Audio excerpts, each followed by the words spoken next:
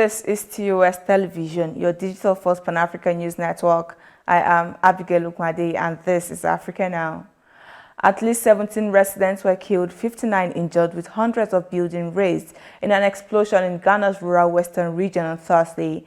The collision of a truck carrying explosive to a gold mine with a motorcycle caused the explosion around Apiatie between Bogoso and Bode. Nearby towns have been asked to open up public spaces, including classrooms and churches, to survivors, the police said. Now, 29 people died overnight from a stampede at a church gathering in Liberia's capital, Monrovia, killed, and the Deputy Information Minister told State Radio on Thursday.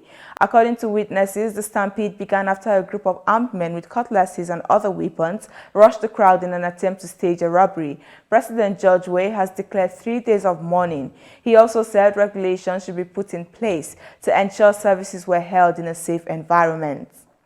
Now to politics. Planned anti-government protests for Saturday in Burkina Faso's capital, Ouagadougou, have been banned by authorities 2 months after another rally turned violent. The demonstration, called by a civil society movement called Save Burkina, was prohibited for security reasons, the municipal secretary said in a letter on Thursday. Burkina Faso's government is criticized for failing to stem the bloodshed of the brutal 6-year conflict. Now, Sudan's military chief, General Abdel Fattah al-Burhan, has appointed 15 ministers to a new government. The move comes almost 3 months after he seized power in a military coup, which derailed a planned transition to elections. 55 Sudanese judges and the United States condemned the use of force on protesters and called for an end to the violence and a criminal investigation. And the United Nations peacekeeping mission in Mali said on Thursday it will resume flights after they were grounded over the weekend in the wake of economic sanctions against the West African country. The ECOWAS sanctions that included closing its members' air and land borders with Mali were imposed after Mali's military-led interim government announced plans to postpone a planned February election by nearly 4 years. This is your digital first Pan-African news network, TOS Television. You're watching Africa Now. Business and more coming your way after the break, so stay tuned.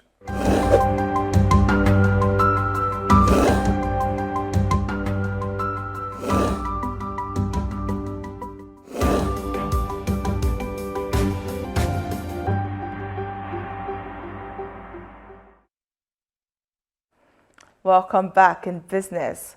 Nigeria plans to tax digital non-resident companies that sell products to local customers at 6% of turnover, the country's tax chief said on Thursday.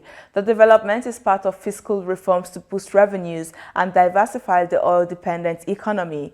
At around 4.5% of GDP, Nigeria has one of the lowest tax rates in the world and has struggled to increase tax collection from its non-oil sector. Now away from business.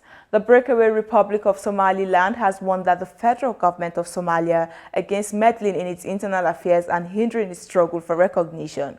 The Somaliland cabinet said interference will only create hostilities between them. Somaliland, which lies on the coast of the Gulf of Aden, declared unilateral independence from the rest of Somalia in 1991. Now, at least 2.8 million doses of COVID-19 vaccines donated to African countries have expired, the Africa Center for Disease Control said, citing short shelf lives as the major reason. Donors of vaccines to the continent should send them with a realistic shelf life of about 3 months to 6 months before their expiration, Africa CDC John Nkengasong told an online briefing. And Namibia's High Court ruled on Thursday against 2 gay couples for fighting the recognition of their marriages, with the judge saying she agreed with them but was bound by the nation's prohibition of same-sex relations. Daniel Digashu, a South African, had an application for a work permit denied, while German-born Anita Saylor Liles failed in a bid to get permanent residency because of their same-sex marital status. Both couples secured their legal partnerships outside Namibia. Their legal team will appeal against the ruling.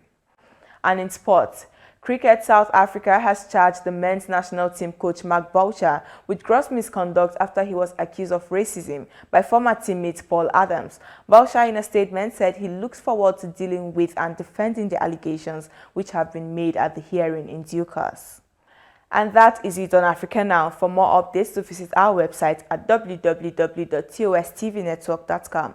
Follow us and like our social media handles on Facebook, Twitter, and Instagram. Remember to subscribe on YouTube. To stay with us and enjoy more programs on TOS Television Network. I am Abigail Okwade. Thanks for watching.